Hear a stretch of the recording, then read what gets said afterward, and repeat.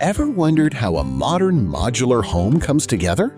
It all starts right here on the ground, connecting precision-engineered aluminum frames piece by piece. Once the foundation components are locked in, the team sets up the full structural skeleton. Every joint is secured to ensure a strong, durable frame. Next comes insulation and paneling. Every seam is carefully sealed, keeping the interior energy efficient and quiet. Siding panels and modern window frames go up next, quickly giving the pod its sleek, modern shape.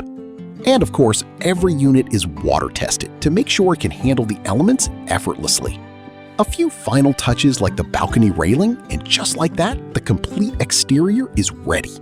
Step inside and you're greeted by a warm, cozy interior, beautiful wood-paneled walls, full air conditioning, and plenty of built-in storage.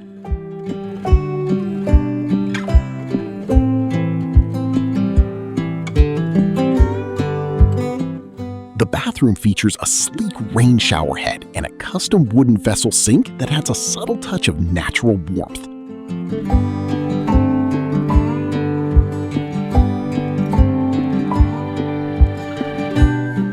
A complete, stylish home, built efficiently from the ground up.